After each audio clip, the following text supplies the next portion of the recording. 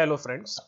आप लोगों ने ये नोटिफिकेशन ऑलरेडी देख लिया है कि जो डीएलएड या डीएड अभ्यर्थी थे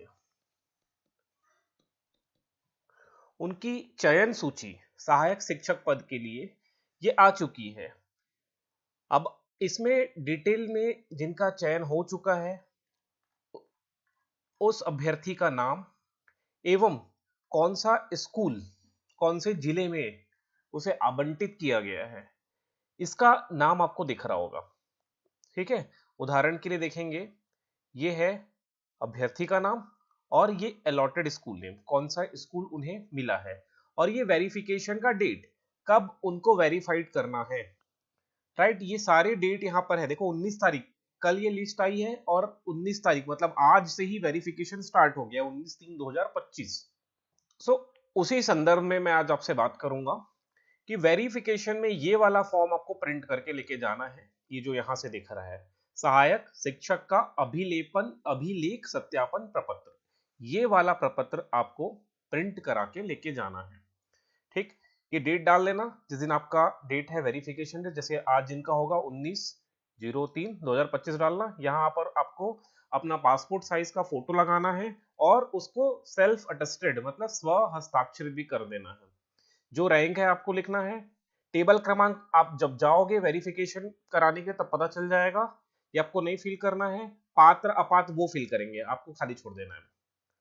फिर आपका जो व्यापम द्वारा जारी जो रोल नंबर है वो फिल कर लेना है। मेरिट रैंक फिल करना है, आपका नाम हिंदी में, आपका नाम अंग्रेजी में, पिता पति का नाम लिखना है, जो भी कैटेगरी है महिला पुरुष अन्य ये लगा लेना है, जाति लिख लेना है, स्थायी पता।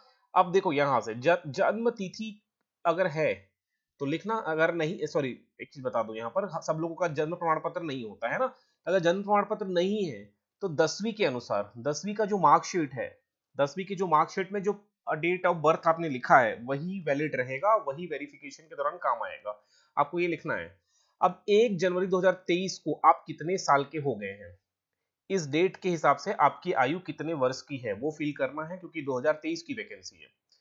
फिर ये 3 चीज इंपॉर्टेंट है, निवास प्रमाण पत्र, स्थायी जाति प्रमाण पत्र, ये 2 चीज, और एक है आय प्रमाण पत्र। ये केवल अन्य पिछड़ा वर्ग के नॉन क्रीमी के लिए है, क्योंकि नॉन क्रीमी का मतलब क्या होता है कि उनकी तो वार्षिक इनकम बहुत ज्यादा है तो वो जनरल में आएंगे, लेकिन जो नॉन क्रीमी में है उनको अपना आय प्रमाण पत्र मतलब आय प्रस्तुत करना होगा कि इस वर्ष हमारी इनकम ये इतनी रही है। ठीक, अब ये देखिए निवास प्रमाण पत्र ये आपको मिल जाएगा, क्रमांक क्या है ये सब भर लेना, प्रमाण पत्र में होगा ही। जाति प्रमाण पत्र में भी ये सब क्रमांक आपको मिल जाएगा, ये भर लेना।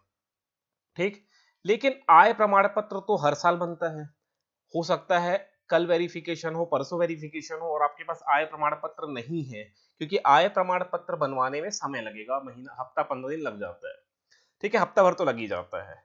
तो आय प्रमाण पत्र नहीं है तो आपको एक एप्लीकेशन लेके जाना है वेरिफिकेशन के टाइम, और अगर पुराना वाला आय प्रमाण पत्र होगा लास्ट ईयर या सेकंड लास्ट ईयर या थर्ड लास्ट ईयर, और वो लेके जाना और वहां जाके आपको समय मांगना है, टाइम मांगना है कि वेरिफिकेशन का डेट जल्दी आ गया और हमारे पास आय प्रमाण पत्र नहीं है, तो आपको वहां वेरिफिकेशन में जाके इसके लिए समय मांगना है। हो सकता है वो समय दे दे क्योंकि आपके पास आय प्रमाण पत्र तो नहीं है। अब आपके पास ऑप्शन भी नहीं है क्योंकि टाइम जल्दी आ गया है ना। टाइम जैसे अभी आप देखोगे 18 को, देखो ध्यान से देखोगे 18 को ये नोटिफिकेशन आ रहा है कि इन इन उम्मीदवारों को ये स्कूल अलॉट किया गया है और 19 तारीख को वेरिफिकेशन स्टार्ट हो गया है। तो समय दिया कहां, एक दिन में आप कैसे बना के लाओगे आय प्रमाण पत्र। कुछ लोग होंगे होशियार जिनको लग रहा था कि मेरा चयन हो जाएगा, वो तो बनवा लिए होंगे पहले से, लेकिन जिनका डाउटफुल था या वो वेट कर रहे होंगे कि चयन जैसी चयन सूची में मेरा नाम आएगा उसके बाद मैं आय प्रमाण पत्र बनवाऊंगा, तो उनको एक दिन में आय प्रमाण पत्र नहीं बनेगा। ये सरकार को भी पता है, सबको पता है। तो आप 2-3 काम करिए। पहला, एक एप्लीकेशन लिखिए कि भाई आय प्रमाण पत्र बनाने के लिए हमें समय दिया जाए। दूसरा, पुराना आय प्रमाण पत्र जो आपके पास होगा, कभी ना कभी आपने यूज किया है, वो आय प्रमाण पत्र का ओरिजिनल वाला या फोटोकॉपी निकाल के रखो और तीसरा एक नोटरी बनवा लो। नोटरी ऑफिस में जाओ और समय मांगा जाए कि मैं इतने दिवस के पूर्व, जैसे आप मांग लेना कि मैं 15 दिवस के पूर्व आय प्रमाण पत्र निकाल के संबंधित ऑफिस में जमा करूंगा, इसके लिए मैं शपथ पत्र देता हूं, इसके लिए एक नोटरी बनवा लो। ठीक है, नोटरी ऑफिस में जाके ये करा लो, ये 3 काम करा लो तो आपका काम बन जाएगा। राइट, मैं फिर से बता दूं, पहला पहला काम क्या बोला मैंने, एक सेकेंड, पहला काम मैंने बोला आप एक एप्लीकेशन लिख लो संबंधित, जैसे आपको डीओ में ही जाना है ना, यहाँ लिखा तो है डीओ में ही जाना है, जिला शिक्षा अधिकारी के समक्ष जाना है, तो वही आपके उन्हीं के नाम पे आप एप्लीकेशन लिखोगे। यहाँ पर लिखा है दस्तावेज सत्यापन का प्रपत्र संलग्न अभ्यर्थी के, ये नहीं, हाँ, आवंटित जिला शिक्षा अधिकारी कार्यालय में आपको जाना है। ठीक है, डीओ कार्यालय में जाना है, डीओ ऑफिस, सत्यापन आपका यही होगा डीओ ऑफिस में।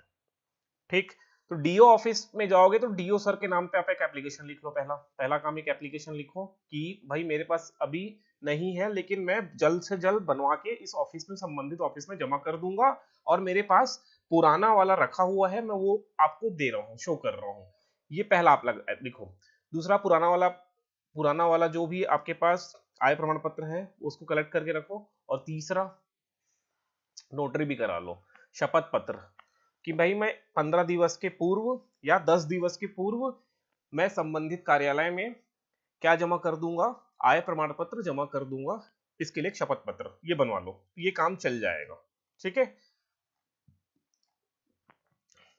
अगर आप ऑलरेडी किसी सरकारी सेवा में हैं तो उसका आपको लगेगा अनापत्ति प्रमाण पत्र, तो वो निकलवा के रखे ही होगे, क्योंकि फटाफट तो निकलता नहीं है। ठीक, बाकी तो कुछ है नहीं खास, अब देख लेना, आपको अपना मार्कशीट का ये भर लेना, हायर सेकेंडरी, स्नातक, अब पता नहीं स्नातक क्यों मांगा जा रहा है, क्योंकि ये तो 12वीं पास पे होता है। ठीक है, चलिए ठीक है, भर लेना, हो गए तो डीएलएड डीएड ये सब भर लेना। टीईटी, टीईटी लगेगा भाई, टीईटी या सीटी, टी मतलब टेट, सीजी टेट या फिर सी टेट, इन दोनों का में से किसी एक का पेपर 1 तो लगेगा ही। ठीक है, दोनों है तो दोनों लेके चले जाना, आपका मोबाइल नंबर यहाँ भर लेना। ठीक है, बस हो गया। यहाँ अभ्यर्थी का हस्ताक्षर, यहाँ पर आपका हस्ताक्षर रहेगा, इसको छोड़ देना, ये वो भरेंगे जो आपके, जिस भी आप टेबल में जाओगे सत्यापन कराने के लिए, बाकी ये सब भर लेंगे। ठीक है, इसके बाद जो भी डाउट हो रहा है बताना, किसी को समस्या हो बताना, किसी को अगर बैकुंठपुर मिला है, बैकुंठपुर या कोरिया, कोरिया जिले में ही है बैकुंठपुर, मैं अभी वर्तमान में यही हूँ, किसी को डाउट हो तो बताना, किसी को कोई समस्या हो तो बताना। ठीक है, और भी कोई समस्या हुई तो बताना।